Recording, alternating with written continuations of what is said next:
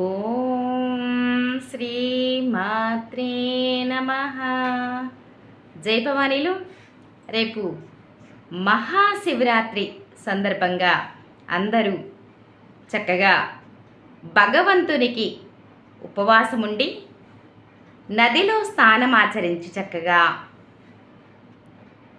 జాగారం చేయాలని కోరుకుంటున్నాను. భవానీ, స్వామికి ఏమీ అవసరం లేదు, శివయ్య తండ్రికి ఏమీ అవసరం లేదు. ఒక గంగా జలముతో స్వామికి అభిషేకం చేస్తే రేపు సరిపోతుంది భవానీలు. అలాగే స్వామి గురించి కొంచెం చెప్పుకుందాం. రేపు గడియలు మహాశివరాత్రి 2026 ఫిబ్రవరి 15 ఆదివారం. తిది మాఘమాసం కృష్ణపక్ష చతుర్దశి ప్రారంభం. ఫిబ్రవరి 15 సాయంత్రం 5:05 మహాశివరాత్రి. నది స్థానం ఇలవేల్పుగా ఉన్న పేరెంటాలు, వీరభద్రులుగా ఉన్నవారు వారి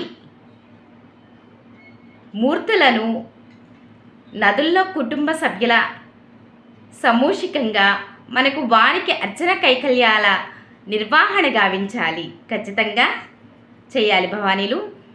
సమిష్టిగా భోజనం చేయటం మూలాన ఆ మూర్తికి శక్తి అపాతమాతమై మిమ్మల్ని, మీ కుటుంబాన్ని రక్షించే దేవతలుగా విరాజిల్లుతూ మిమ్మల్ని, మీ కుటుంబాన్ని కాపాడుతారు ఖచ్చితంగా ఆ స్వామి. అర్థమవుతుందా? అలాగే శైవులకైనా, వైష్ణవులకైనా,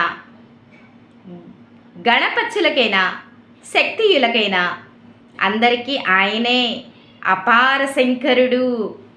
కాబట్టి అందరూ ఆ స్వామిని చక్కగా వేడుకొనండి. అలాగే